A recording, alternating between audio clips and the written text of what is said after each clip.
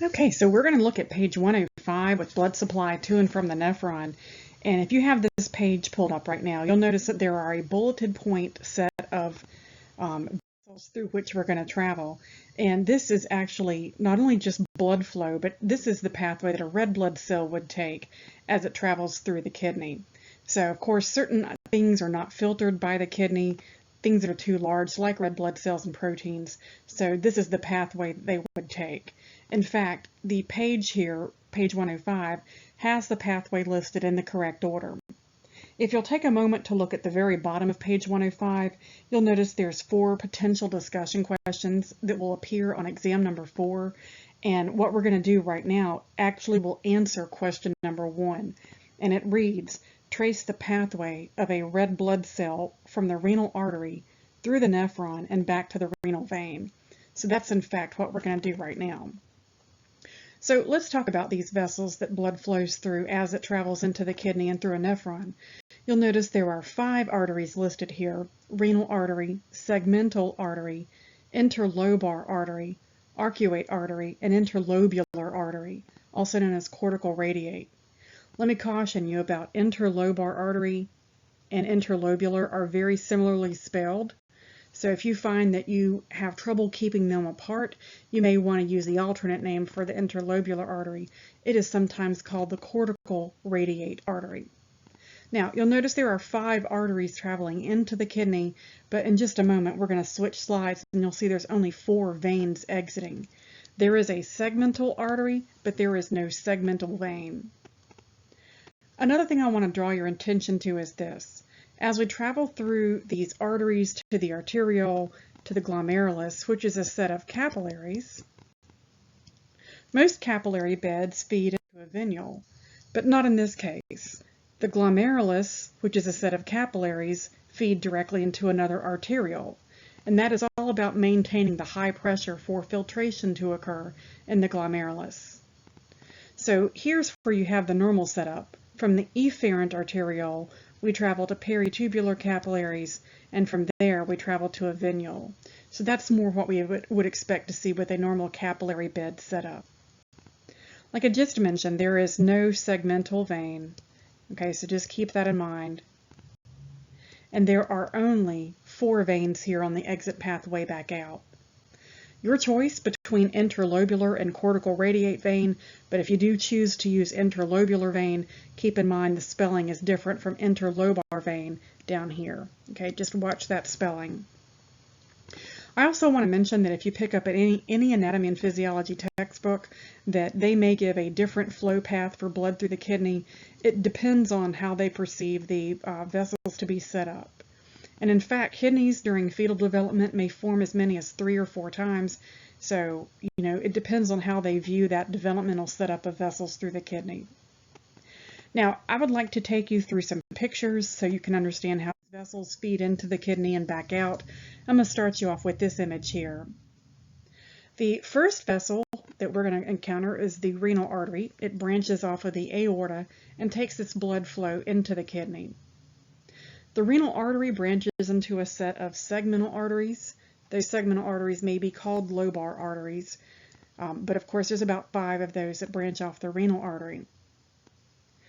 We then branch into interlobar arteries, and those interlobar arteries actually travel through the renal columns. Those renal columns are situated between the renal pyramids. So in red here, I'm going to circle one of those interlobar arteries. We next encounter arcuate arteries. They are the ones forming the bases of the pyramids. They are perpendicular to the interlobar arteries. And they will now give rise to interlobular arteries, or otherwise known as cortical radiate arteries. They fan out here along the edge or the cortex of the kidney, and that's why the name cortical radiate makes sense. They do radiate along the cortex of the kidney structure. Let's take another picture. This one here is a little more in detail. Here we pick up with the interlobar artery. It is traveling along the edge of the renal pyramid. I'm circling that one in red.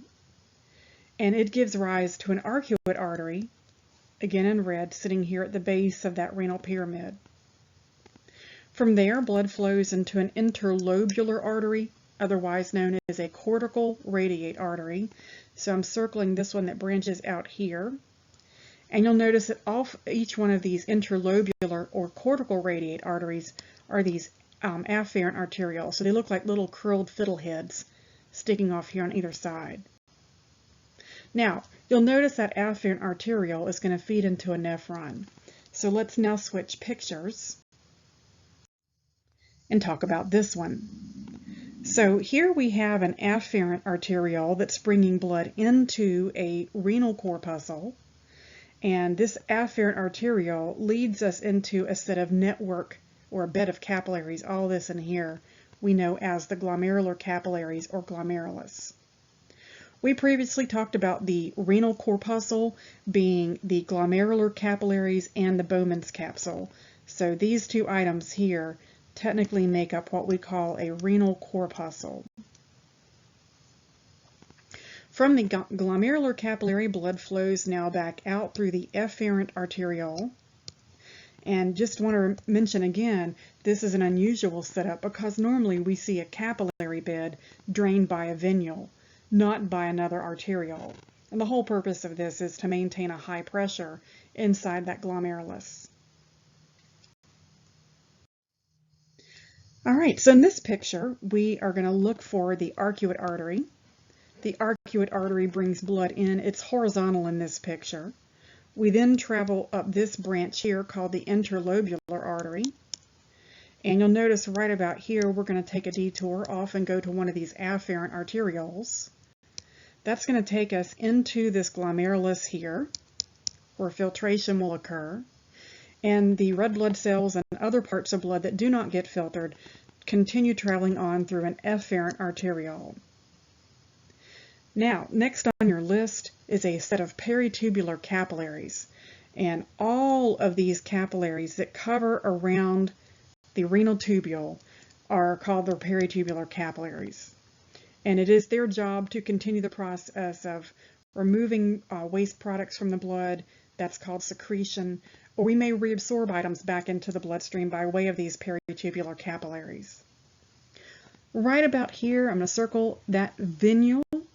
There's another venule hiding back here behind that collecting duct, and another one down here.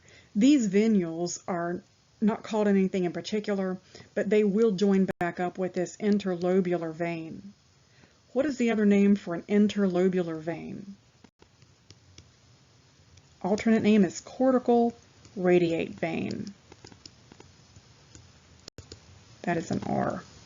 Okay, so those interlobular veins join back up with an arcuate vein. Notice again, they are going to come here. We then travel horizontal, and from the arcuate vein, let's take a look at a different picture.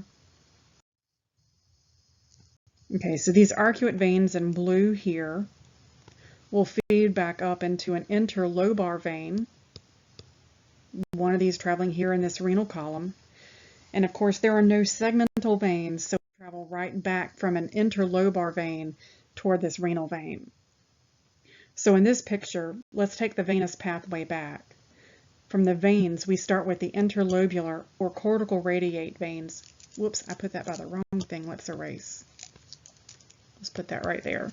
And then we're going to travel to the arcuate veins, which are sitting horizontal. They sit at the base of the pyramid. We then travel through interlobar veins, which are sitting right about there. And there are no segmental veins, so from the interlobar veins, we travel right back here to this renal vein. All right, so when you are keeping this pathway in mind, there are 5 arteries that feed into the vessels that lead to the glomerulus.